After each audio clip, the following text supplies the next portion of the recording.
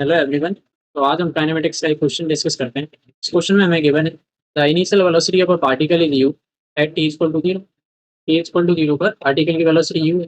Acceleration और time में हमें रिलेशन दिया है। ये एक्सीलरेशन अपना कांस्टेंट नहीं है, हम डायरेक्ट इक्वेशन ऑफ मोशन तो यहाँ पर अप्लाई नहीं कर सकते। ठीक है, तो यहाँ पर हमें बेसिक से अप्रोच करना होगा। बेसिक जो डेफिनेशन है एक्सीलरेशन की, वहाँ से हमें अप्रोच करना होगा। तो हमें बेसिकली क्या करना है, यहाँ पर एक्सीलरेशन वेलोसिटी और टाइम में रिलेशन निकालना है। तो हमें पता है एक्सेलरेशन होता है a is equal to d v by d t. ठीक है, तो यहाँ से हमें एक्सेलरेशन तो दिया है और वेलोसिटी निकालना है। यहाँ से हम लिख सकते हैं d v is equal to a d t आ जाएगा। ठीक है, अब जो ए है यहाँ पर वो एक्सेलरेशन। एक्सेलरेशन को इन्होंने क्वेश्चन में एफ से डिनोट किया, यहाँ पर हम लिख देंगे F is equal to A T. ठीक है, तो इसको काम करो ऐसे लिखो, एक्सेलरेशन को पहले तो एफ रख लो। इससे क्या है कि कोई कंफ्यूजन के चांस ही नहीं रहा ना रहे, क्योंकि यहाँ पे ए आ रहा है। कुछ लोग सोचेंगे कि तो ए तो यहाँ पे पहले ही रखा है, तो क्या हुआ, ये समझ में नहीं आएगा। ये कुछ लोग कंफ्यूज हो जाते हैं, तो उससे बचना है तो एक्सेलरेशन है। पहले तो मैंने एफ रख दिया, यहाँ पर एफ के सिंबल से इन्होंने डिनोट किया। अब एफ की जो वैल्यू है वो अपना 80 है, तो मैं एक्सेलरेशन ही 80 था, तो उसको अपन यहाँ पे सब्सटीट्यूट कर लेते हैं, यहाँ से हमें मिल जाएगा। ठीक है, एफ की जगह क्या रख दिया, 80। 80 आ गया।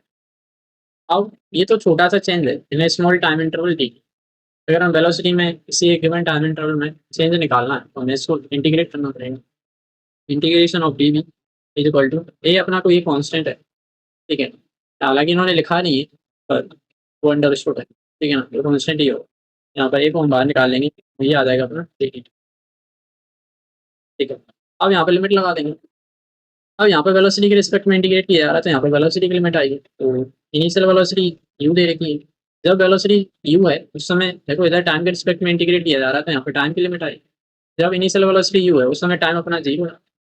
अब किसी जनरल टाइम टी पर इसकी फाइनल वेलोसिटी जो हो जाएगी उसको हमने वी मान लिया। ठीक है, अब इंटीग्रेट कर देंगे सिंपली, तो डी वी का इंटीग्रेशन हो जाएगा वी।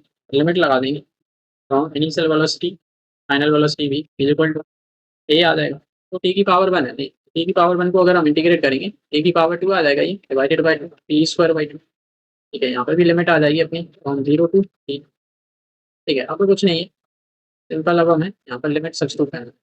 ठीक है, यहाँ से हमें मिल जाएगा ये। यहाँ पे लेकिन पहले upper limit minus lower limit, ये हो जाएगा अपना V minus U is equal to. अब यहाँ पे टाइम की जगह टी रख देंगे, सिंपली ये तो इतना ही आ जाएगा ए T square by upper limit minus lower limit. अब टी की जगह अगर जीरो रखेंगे तो ये तो पूरा ही जीरो बन जाएगा। फाइनली हमें यहाँ से मिल गया final velocity we is equal to initial velocity U plus A T square by two. ठीक है, इस तरीके से ये अपना बताया जा सकता है।